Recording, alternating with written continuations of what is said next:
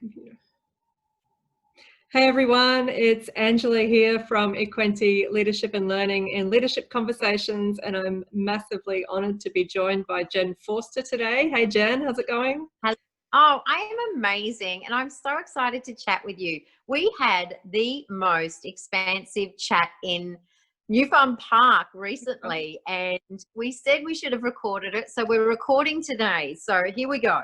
Perfect. And well, let's get you properly introduced to begin with. So everyone, Jennifer is an entrepreneur, holds a master's in business, has pioneered change for women abroad, succeeded as a competitive sportsperson, adventured globally, and solo parented 2 kids. But as a serial overachiever, her success came at the cost of broken relationships, inner conflict, and burnout, which is something that I understand well, as you know, Jen. Mm-hmm. In her book, The Power of a Peaceful Woman, 49 Ways to Drop the Armour and Diffuse the Drama. I love that. She shares her 49 practical, real-life lessons that were the catalyst for getting her out of her head and into her heart, and ultimately gave her a deeper level of peace, happiness, and aligned her with a purpose-filled, abundant life. Welcome, Jen.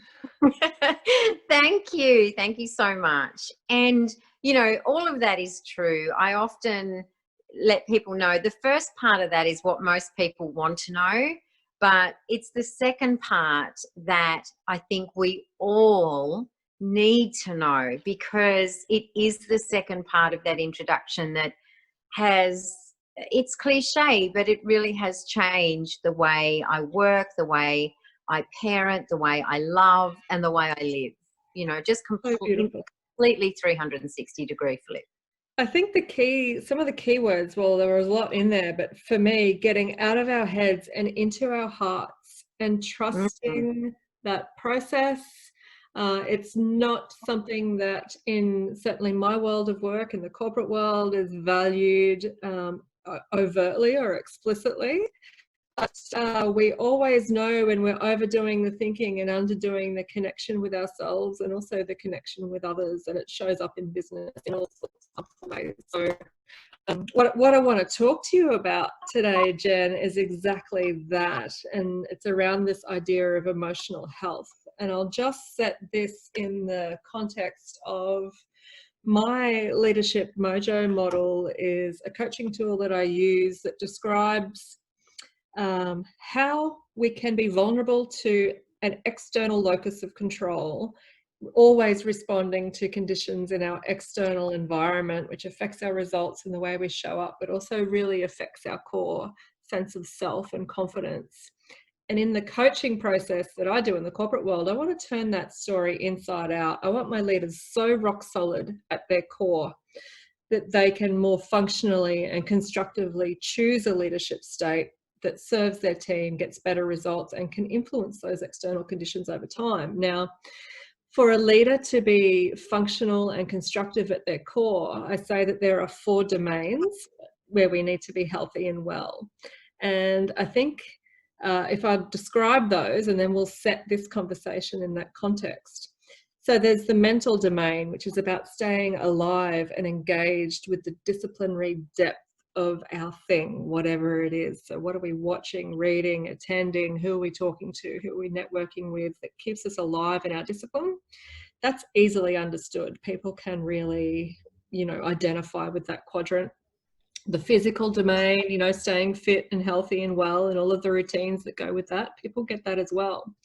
It's the last 2 domains that are least understood that I think you can help us with, and they are the emotional and spiritual domains. And I say, the way I talk about this emotional domain, and the way I describe it, is when we can allow ourselves and trust ourselves to ride the emotional experience of life and leadership to a natural conclusion at a natural pace, then we are more likely to be emotionally well without sweeping it under the carpet or stuffing it down or drinking it or eating it or doing whatever those other dysfunctional things are that we do to avoid feeling our emotions. And then the spiritual component, I'm not sure if we'll get into this, definitely the emotional component, but the spiritual component is what makes me feel grounded, centered, alive, clear, energized, inspired. What is it that is my spiritual connection?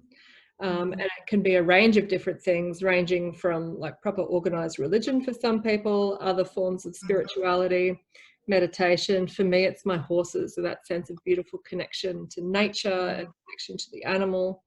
That's the spiritual domain. So they're the 4 domains: mental, physical, emotional, and spiritual. And I reckon our fun territory for discussion is in that sort of, let's start in that emotional domain. And I'll just start off with your reflections about, you know, what you're hearing in this story of how to stay well at the core. Well, I think fundamentally, not just in leadership, but in life, we have it backwards.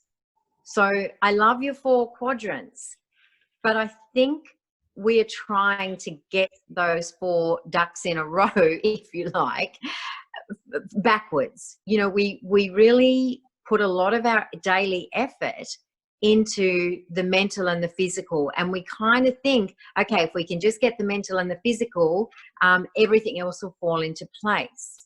But what I've come to understand that is flawed in that is that the version of you that is creating the mental and the physical isn't the truth of you, because it is a version of you that's been created from childhood, from your culture, your conditioning, your environment, your circumstances, your upbringing, your influences, whatever that is, has created what I call patterns. And there's probably, I don't know, maybe 8 to 10 core patterns that we have.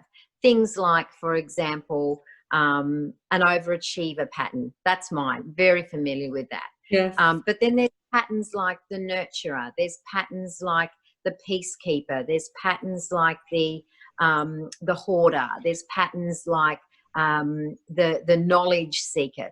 There's all these versions. There's all these good girl, patterns. the good girl or the good boy The comes good, up exactly. in coaching as well. Yep. Yes, exactly. So to me, they are patterns that if we don't create some sort of conscious awareness of the pattern, will actually be the part of us that is trying to create the mental and physical quadrants, right? And what's happening when that is occurring is that it will somehow go against those deep rooted values that we dismiss, mostly because we haven't developed a consciousness of those values. And so we end up creating this cycle of mental and physical, mental and physical, and mental and physical, but it's not actually being created by the truth of you. It's been created by a cookie cutter pattern that was formulated in some other way. So I think when I say we have this backwards, I believe that we need to perhaps begin looking at the spirituality. And I'm not talking religion. I'm not talking, I'm not asking anyone to give up their beliefs.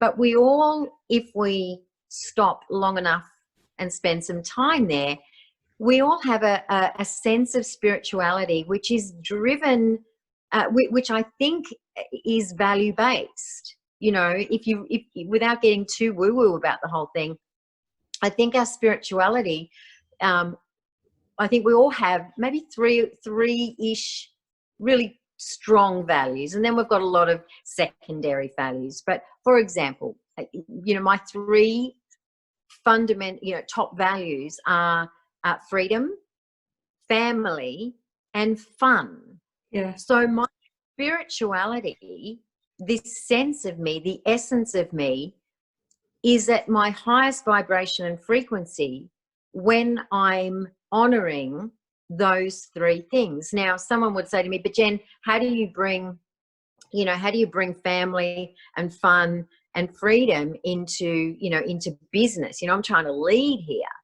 but it's exactly where we need to bring it in. So freedom for me is not just about giving freedom to myself, but allowing flexibility inside of my communications and my connections to other, allowing some freedom of flexibility to, you know, so letting go of the rigidity.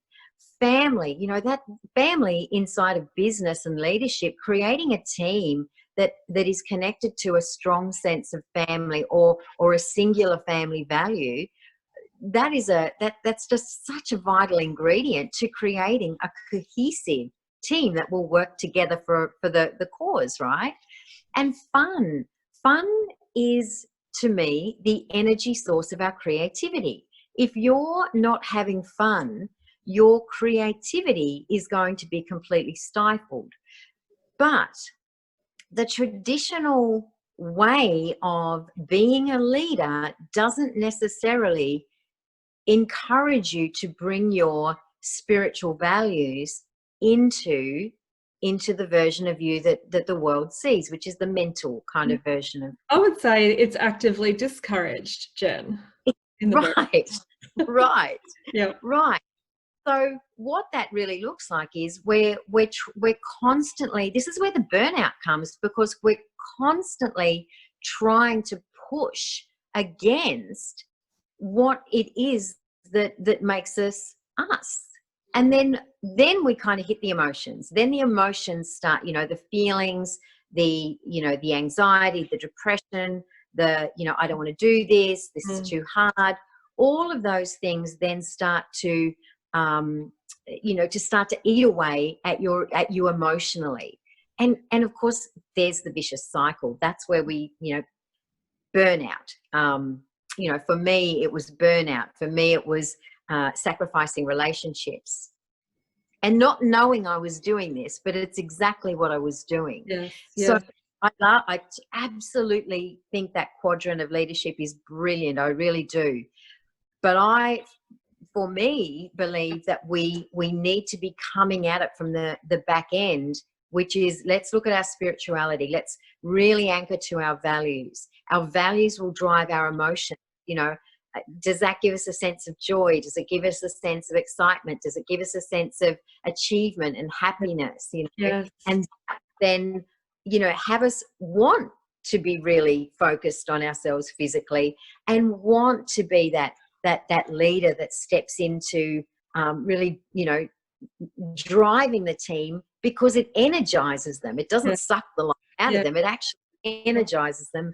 And then you've got this beautiful, you know, cycle of go forward, of movement, you know, and to me, movement isn't linear. You know, leadership, I think, certainly, you know, I was, you know, bred this way, particularly through the whole MBA process, you know, is leadership has, and business has this linear look to it. But to me, life and business and leadership, everything actually, it's expansive. You know, it's getting ourselves onto this sense of expansion, which isn't linear. You know, it's going out. It's sending out your frequency and your vibration and your energy in a really expansive way. So powerful, so powerful. I think that's a key area of overlap for us is around, you know, in my language, I talk about lighting leaders up. I want to find that little spark and fan the flame and have them access that lit up, inspired, creative, forward moving, backing ourselves kind of energy, which does require us to know ourselves. And one of the more interesting components for me of our discussion in New Farm Park by the river there was the intersection between leadership and personal development and how we access that conversation in the corporate world, because I know, and you know, that lit up energy is really the key to a fulfilling, satisfying, progressive, expansive experience of life and leadership. But the corporate world doesn't buy that, and yet it's full of humans, right? So correct. I guess I told you a little secret that day. It won't be a secret anymore if I put it on the video, will it? But you know, what I sell to an organization when they want leadership development is a program, is behavioral profiling, is 360s, is leadership coaching, training, workshopping, facilitation, strategy, planning. What they buy are those things, but what they get alongside them is this experience of energized care, of a shared experience, of a guided, supported, challenging journey, and the personal and in the emotional development that they get from that is something that one is hard to quantify. It's hard to determine a return on investment for that. But what we know is people walk around in their organization going, man, I just feel better. I feel more focused. I feel more grounded. I'm backing myself. I'm centered. I feel more like myself is what they say. And so I guess that was an interesting point of connection for us, and it makes me want to ask you, if I'm a leader listening to this conversation, leader in the corporate world, and I've resonated with everything you've said so far, that I'm working against myself and maybe I don't even truly know myself, where would I start with that? Where would I start with this emotional health and connection to myself and getting back in touch with who I am and what truly lights me up? Where would I start with that? Well, the way I started with it was to look at an area of my life that wasn't working, or I had evidence that it constantly went on the same trajectory. And I'll give the example I'll give is, and I tell people this these days, that I have had 3 businesses. I've created 3 businesses from startup across 3 different industries successfully, and I've also done this for some entrepreneurs successfully. So that's 4 businesses. Every single one of those businesses ended with me in a state of questioning, is this it? Yes. So if you're looking for a clue of an entry point to even begin, you know, to answer your question, if someone is listening to this, if you have got in any area of your life or at any point in your life have had that question pop up, is this really it? Is this all there is? I would start to dig a little further into there, because for me, what that is the truth of you speaking, and the truth of you holds your gift. That's just that could be a whole nother hour's conversation, but the gift that you have that the world needs, and I believe every human holds a gift that the world needs, but most of us don't ever deliver our gift because we stifle it with trying to be the way the world's telling us to be. But if you have ever at any point in your life gotten to that point in a process and even not even said it out loud, but gone to bed at night and gone, oh God, is this really it? Yep. Surely there's more than this. Surely I'm meant to be doing more than this. Surely it's meant to feel different to this. So if you've ever gotten to that point, I would definitely encourage you to consider that's an access point. Yeah. It's an access point for you to begin to recognize there's a pattern. Yeah. There's a pattern that needs to keep doing something the same way over and over again, because that pattern is getting some kind of validation, some kind of reward, some kind of payoff. But it's not the truth of you, okay? It's not the truth of you that is fueled by those values, those, you know, those spiritually, you know, divine values. I'm just being mindful of the language I use, but yeah, that's where I would begin to look. Yeah. You know, and this is a very big conversation. I mean, there's no short answer to this, and I'd love to touch on your comments about how do we measure this. Now, of course, you've got to know your numbers. Business is all about numbers. I totally get that. But I have to ask the question too, if business is only all about numbers, then why are there so many failed businesses? Okay, we need to ask that question. We can't just say it has to always be about the numbers unless we look at, is this a universal truth? So if it is all about the numbers, that would suggest that every business would be successful. But every business is not successful. There are probably, I don't know the stats on this, I'm making rubbish up now, but there's probably more failed businesses than there are successful businesses. So we know that that is not a universal belief, right?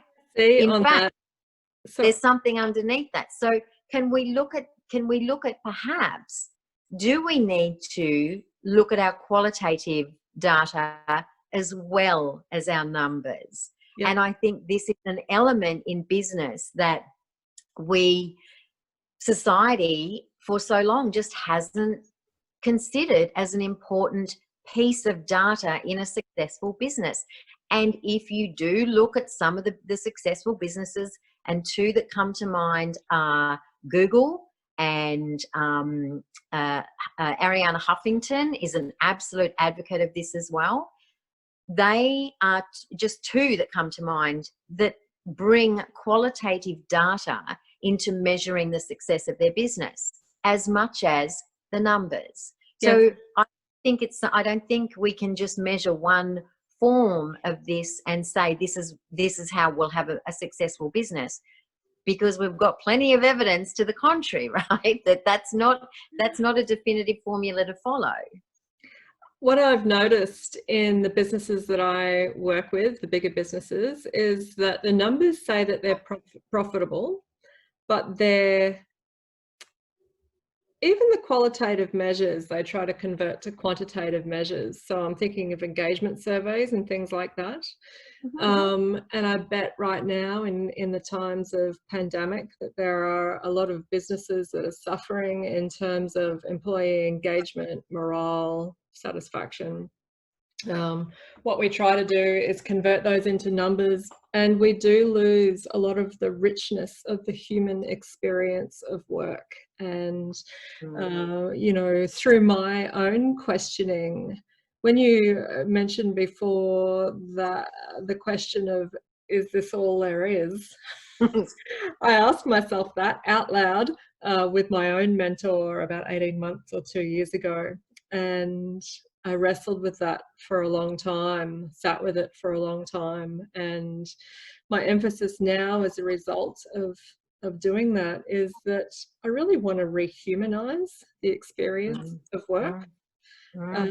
And that's why we're incorporating things like, even though they're not as easily discussed,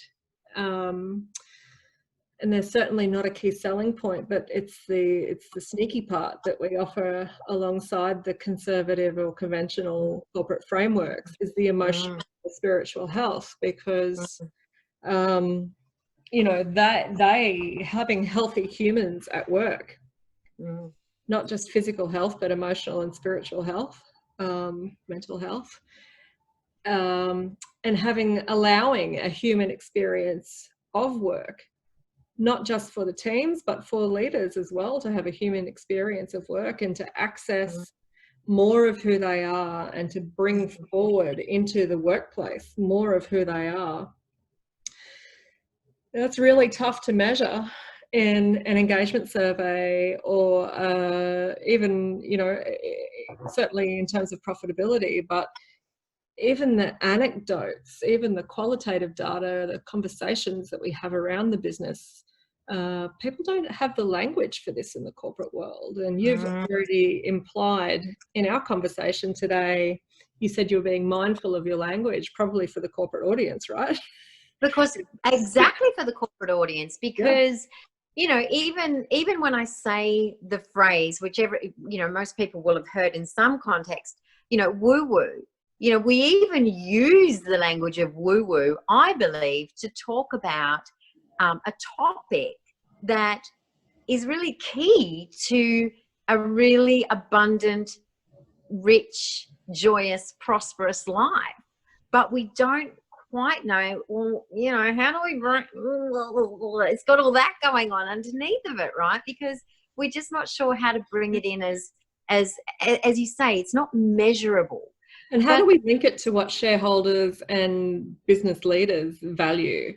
How do we, you know, because that's what gives us permission to operate in a business, that, you know, that we're returning some value to our owners. And how do we make the argument that if we allow ourselves to be more human, to have a more human experience of work, that will actually contribute to culture, morale, engagement, and results at the end of the day? I mean, this is the I think it's really, I think it will come down, it comes down to the bottom line. Everything obviously always comes down to the bottom line and measuring the bottom line. But I think something to really consider is to begin to, if I was, you know, speaking to a leader right now and there was a clunkiness in their team, or things didn't feel like they were flowing, I would ask them just to park for a second, just park the numbers. And can we just have a look at each individual person that's a part of this process? You know, let's look at the carriages in the train here. Do we need to move around some of the carriages to get this train moving at, you know, as fast as possible, using the least amount of energy? Because this is what we're not looking at. We're not looking at where is energy being lost in our people, because we've got them in roles that just do not light them up. Just, you know, and, you know, this brings up the, you know, the old paradigm of business that says, well, they've got a job, they should be bloody well grateful for it and all that. You know, to me, business these days that adopt that attitude, I don't honestly believe will have longevity in business, largely too because the people that we are now employing and I had this conversation with my son just this morning, who's 24. So he's like a Gen Z. He's not a millennial, but he's a Gen Z. And the thing that we need to begin to understand about Gen Z and Gen Ys, which are the people coming through in our businesses, they are not motivated by money. Okay, money is not if you said to a Gen Z or a Gen Y or a millennial, here, I'll give you a bonus of X amount of dollars, but, you know, I need you to do blah, blah, blah, blah, blah. Most of them are going to say, yeah, nah, I'd rather have my time to do the thing I love. Yes. Now, you can get the shits with that if you like and go, well, I'm just not going to employ. But we're going to run out of, you know, we've got to start to look at this and go, okay, can we learn something from this? And I truly believe we can learn something from this. So our young people are actually trying to teach us this new way of doing business if we were open to listen to it. So what motivates this generation? Impact. Impact is what motivates this generation. Making a difference is what motivates this generation. So instead of measuring business success just simply by numbers, which, you know, AKA, we're just talking money here, can we start to consider that income and impact are two very important deliverables that need to be measured, that need to be considered as important as the other. So, yeah, you know, the how, I'm going to hand that, you're the framework building genius, I'm going to hand that over to you. But what I definitely will offer is, you know, the work that I do is to really help people begin to not, and I think it's important to say, I'm not trying to teach people to cut away their patterns or disassociate from their patterns. Your patterns are really powerful, but at the moment, your patterns are running you. Yes. You're not using, isn't it? That's right. You're not using your pattern. You're not, it's like, you know, if you don't give, you know, it's a leadership conversation. If you don't give instructions to your team as to what you want them to do, they're just going to go and do whatever they want, right? The people we're not leading really is ourselves. Ourselves, yes, we're very aligned there. We need to bring leadership principles, in my opinion, back to self-leadership. How do you become a great leader? Become a great self-leader. And how does that begin? Become masterful in self-observation. What do we want to observe first? We want to become masterful in observing our energy and emotions and our feelings. We need to understand them because that is, at the moment, what is making our decisions that are being influenced externally. But we need to start to look intrinsically. And I have a saying in my business that when we lead it's actually my tagline, when lead yourself well and everything else falls into place. And so when we're talking about accessing this great energy in leadership, knowing ourselves, being more of ourselves, bringing more of that forward, being able to connect that story to results in whatever way we describe those, and being comfortable as a leader to be more of myself, knowing that that will deliver the right results, knowing that that will help rehumanize the experience of work, knowing that that helps when we look at everyone in our team, identifying, what floats their boat. And if we do have those younger generations in our teams, understanding that their will to make a difference, their desire to have impact is something that really floats their boat. How can I access that in an authentic way? How can I get excited about that with them? And how do I tailor my leadership to all of those different personalities, generations, profiles that I have in my teams? Really requires a very deep level of comfort with ourselves. Emotional health and spiritual grounding. Yeah, I think a really, for me, a great tool to really begin to utilize in any office space is to create something, and it'll look different depending on your numbers and kind of business and whatever. But encourage a creativity log or an ideas session, and it might just be once a week or it might be a whiteboard, and if you have an idea or anything that just comes up, you get to just go write it down and start to utilize that as a tool for creating some changes. Nobody knows your business better than your people generally, because they're the ones on the front line. And there is this thing, and it keeps coming up, but I said at the start, we're looking at it backwards.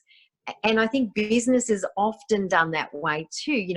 We have this mentality of top down, but a really great business is a business that engages with their people from the bottom up. Let's see let's get the ideas and the creativity and really encourage that. Because I would really posit that you're going to see a different side of your team. You're going to see a different side of your staff. When you begin to ask them, open slather, nothing is off limits. I want all your creative. I don't want to know the how. I'm not asking you for the how. We're going to park the how, but let's just throw as many ideas. What are some great ideas? Yep. We do this in a business that I was involved in, and it was just, every I think it was Monday morning, we just did a 9-minute session, and it was just 9 minutes of just, let's just go for it.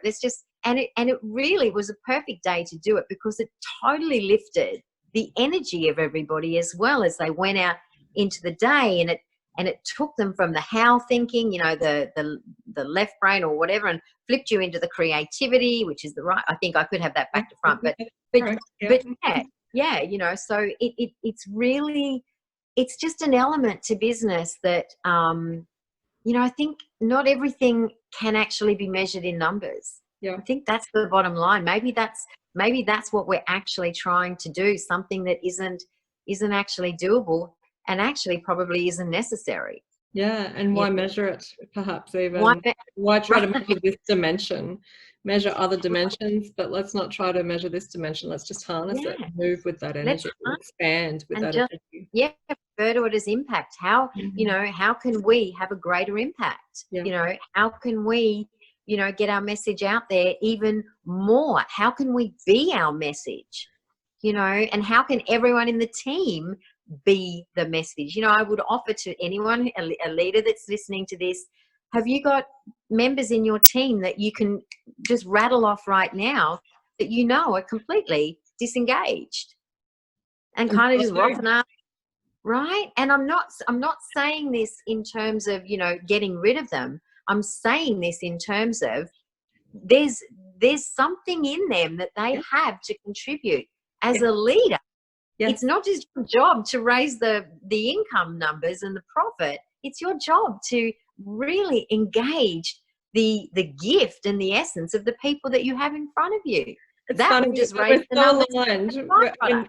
I'm in violent agreement, because I talk about accessing that little flicker of a flame and fanning the flame in each of those team members, and we're always trying to change the language from, oh, my problem children or my problem team, into let's have this team that we're going to next level. Let's develop every individual. Let's develop the team together and find the thing that lights them up and leverage that and have a good time while we're doing it.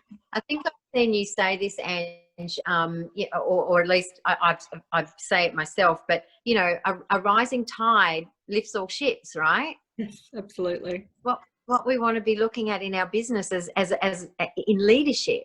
But I think as a takeaway, a spiritually and emotionally sound human is an effective leader. Is an effective leader because they're effective in their own self-leadership. I want to bottle that. So Jen, I'm becoming really conscious of time. We've got a minute left on the call. I just wonder if you'd like to, I'm not sure if you have a copy of your book there, but if you don't, I will link it in the comments down. Oh, look, you happen to have one on hand. Well, here's the happen to have. And let me just finish by saying this as well, just in reference to my book. You know, I joke and say, I don't just ever happen to have. This is my copy. This is the original proof copy. So there's mistakes in this actual copy. But my book itself is not a book filled with wisdom that I've just paraphrased from seminars, conferences, podcasts, and other books. Everything that's in this book is, and the reason I have it, and you can see there's highlights and all sorts and sticky notes and things in here.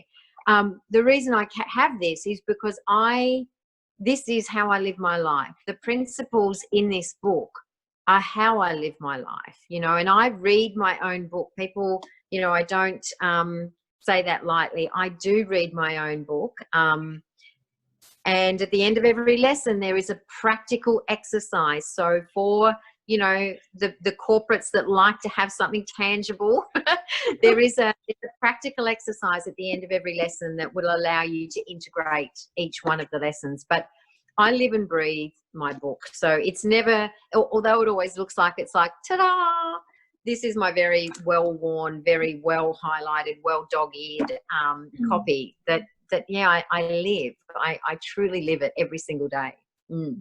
That's so evident in your language and in just, you know, the way you show up. So thank you for sharing that. I didn't realize that you had your very own copy, and I've certainly benefited from, well, I love that you can so readily point me to the chapters that connect with the challenge that I'm experiencing at the time, and then there's, you know, a takeaway, an exercise for me to implement. I absolutely love that. So if you want to get a copy of Jen's book, The Power of a Peaceful Woman, you've seen it there, and I will put the link below in this video as well. So I'll just take this opportunity, Jen, before we stop recording, to thank you for your time. I felt like this could have been a much longer conversation, and perhaps we'll do it again soon. We can do it again. We totally can do it again. Another lunchtime one day soon. Yeah. Thanks, Jen, for joining us on Leadership Conversations. And let me say thank you to you, Angela, because of the work you're doing. It's so needed in this world. So keep shining that beautiful, brilliant light of yours. Thank you so much. Bye-bye.